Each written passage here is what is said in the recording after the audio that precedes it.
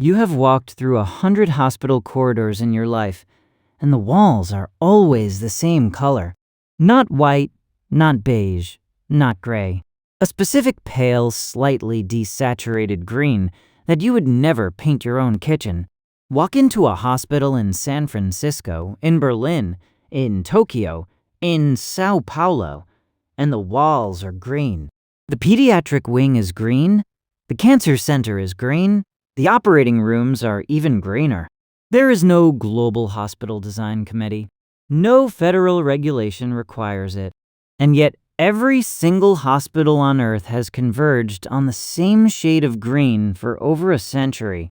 The reason is one surgeon in San Francisco in 1914 who noticed something his eyes were doing while he operated. Here on the reason why.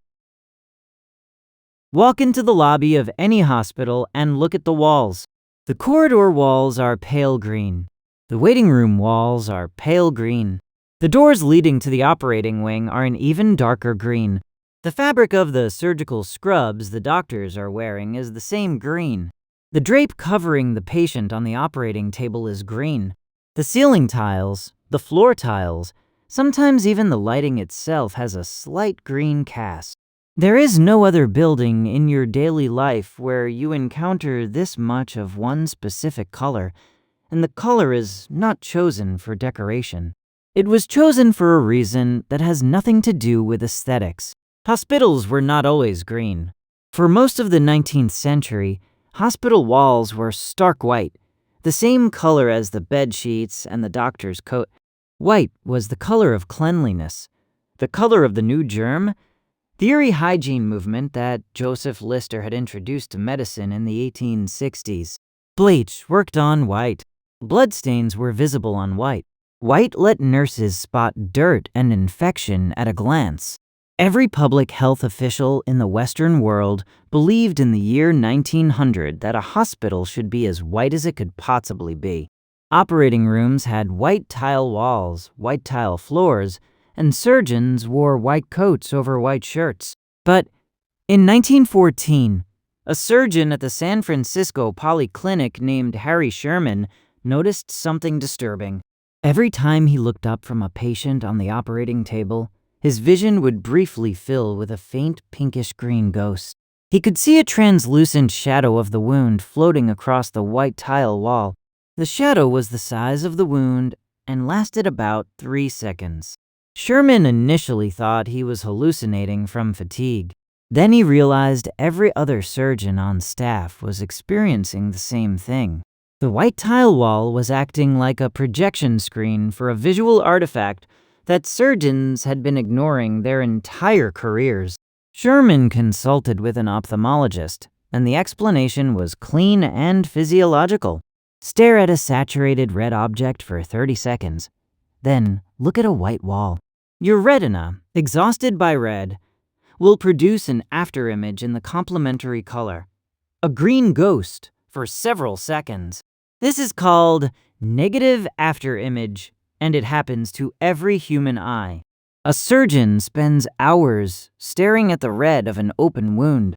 When he looks up to consult an instrument or a colleague, his eye produces a green ghost on the white tile, exactly the size of the wound. The ghost obstructs his peripheral vision, slows his decision-making, and during a critical moment of surgery, could cost a life. Sherman's solution was elegant. If the eye produces a green afterimage when looking up from red, give the eye a green wall to look at. The afterimage simply blends in. The ghost disappears. The surgeon's vision stays clean. Sherman painted the walls of his operating room a specific desaturated pale green, calculated to match the green of the afterimage as precisely as possible. The change was immediate. Surgeons reported clearer vision, faster recovery between procedures, and almost no eye strain. Within 5 years, the San Francisco Polyclinic had repainted every operating room and corridor that color. By 1929, the American Hospital Association published the green specification as a recommended interior color for all American hospitals. From there, the spread was simple. American hospital architects copied the spec sheet. European hospitals rebuilt after Woodward Douai copied the American hospitals. Asian hospitals built during the post-war modernization wave copied the European hospitals. By 1965, the green was the global default for any room where blood would be visible. The scrubs followed. Surgical drapes followed. The pre-op gowns and the post-op recovery walls all converged on the same color. The same physiological law applied to every human eye that had ever looked at red. The green is not aesthetics. It is the only color that lets a surgeon's eye do its job without an afterimage in the way. So the next time you walk into a hospital and the walls feel familiar in a way you can't quite name, remember, the green is not a decorating choice. It is a physiological countermeasure for a visual artifact that no architect ever wanted to display. The walls are there to absorb the ghost of the wound. The scrubs are there for the same reason. The drapes are there for the same reason. Every green surface in a hospital is doing a microsecond of work.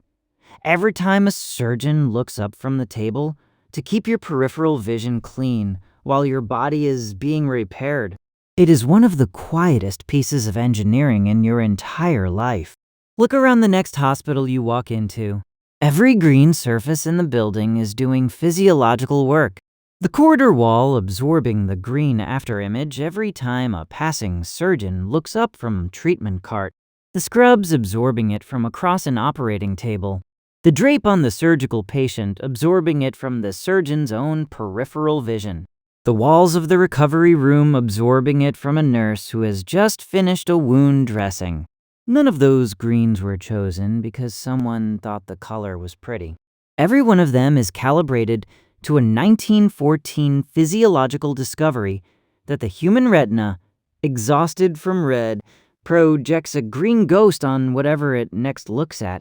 And the only color that swallows that ghost without distorting depth perception is the desaturated pale green that has spread to every hospital interior on every continent. Harry Sherman never patented it, never made $1 from it. He just published the observation in a 1914 medical journal, repainted his own operating room, and the rest of the medical world copied him over the next 30 years.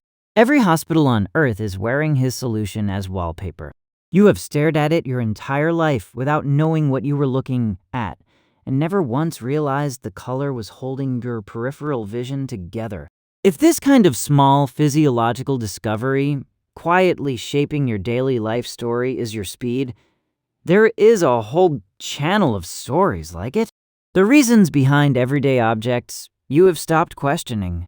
Subscribe so the next one finds you and quietly lands in your feed without you having to look for it once.